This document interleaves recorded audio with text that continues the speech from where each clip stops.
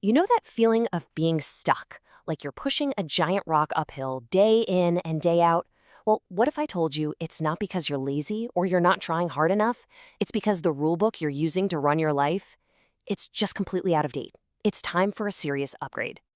So think of this as a mini course on uninstalling those old broken rules. First, we're going to see why the old map is broken. Then, we'll look at a whole new way to see life. We'll also talk about your compass, your fuel, and finally, what the real goal of all of this should be. All right, first things first, we have to figure out what's not working. The traditional model for success, the one we all learned in school, it's just not built for the world we live in today. It actually sets us up to fail. Let's dig into why. Does this question hit a little close to home? That feeling like you're constantly running on a treadmill, just trying to catch up, but the finish line keeps moving farther away? Look, I need you to hear this. That feeling is not a personal failure. It is a system failure. You feel this way because you're trying to walk a straight line in a world that is anything but straight.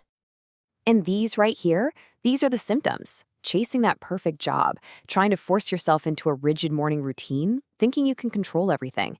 It all comes from this one big mistake. We treat our lives like they're machines. We think if we just tweak the right parts or find the right productivity hack, it'll all run smoothly. But life isn't a machine you can fix. So, if life isn't a machine, what is it? Well, the best metaphor is an ocean. It's powerful, it's unpredictable, it's a complex living system.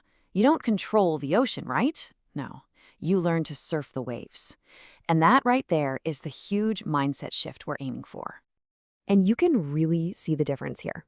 The machine mindset is all about top-down control. You set a rigid goal, you make a detailed plan, and you try to force an outcome. The ocean mindset, on the other hand, is all about adapting. You learn to read the conditions, you put yourself in the right spot, and then you ride the wave as it comes, adjusting as you go. Okay, so how do you actually do this? It's not as complicated as it sounds. It really breaks down into 3 simple steps.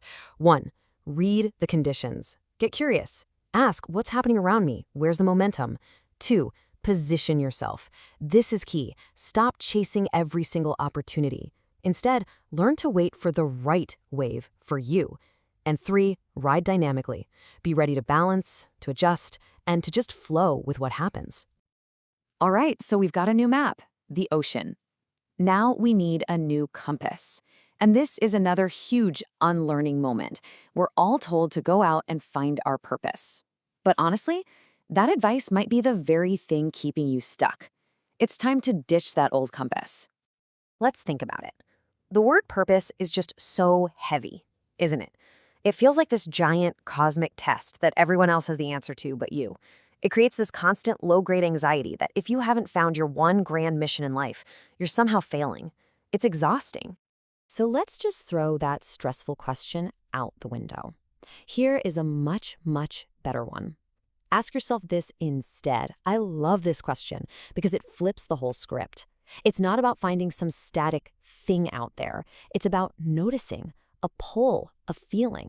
It's about paying attention to where you're naturally helpful and what activities actually light you up. See, purpose isn't a lightning bolt from the sky. It emerges. It's the pattern you see when these 3 things come together. 1, what you're doing is genuinely useful to someone else. 2, you get so into it that you lose track of time. That's a huge clue. And 3, other people notice and they keep asking you for more of it. That intersection, that's your purpose showing up. You don't find it, you follow the clues. Okay, now for what might be the most practical tool in this whole explainer. We've got our map, we've got our compass. Let's talk about the fuel for the journey. And I'll tell you right now, your most precious resource is not your time. It's your energy.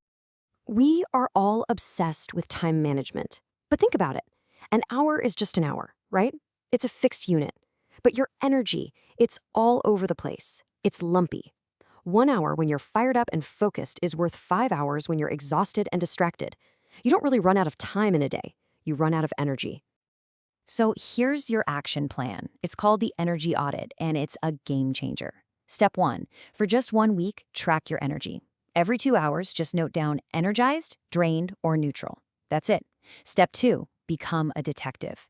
Look for patterns. Who were you with? What were you doing? Where were you?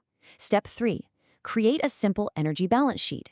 What recharges you, what drains you. And finally, step 4, start designing your days. Maximize the things that give you energy and build firm boundaries around the things that drain it. And here's a super simple example of what that could look like. It doesn't mean you have to quit your job. A woman did this audit and realized she actually loved her job, but only parts of it. Client calls energized her. Writing long reports totally drained her. She didn't need a new career. She needed to rebalance the energy within her current one. That's powerful stuff. Okay, this brings us to the final and maybe the most important idea of all. If we stop trying to control life like it's a machine, then what's the point? What are we actually trying to do here? This says it all. A life built around control is incredibly brittle. The second something unexpected happens, and you know it always will, the whole system shatters. But a life built around capacity, that's resilient. It can bend without breaking. It actually gets stronger under pressure. And this is the goal we should all be aiming for. Capacity isn't about making the world bend to your will. It's about expanding your own ability to dance with reality, exactly as it is. It's about being able to handle chaos and surprises and setbacks without falling apart. Now that is real strength. Let's end with this quote because it just wraps everything up so perfectly. The goal isn't to make life behave. It's to become the kind of person who doesn't break when it doesn't. So stop trying to control everything. Instead, focus on building yourself into someone who can handle anything life throws at you. That's not just a new operating system, it's a much more powerful and a much more peaceful way to live.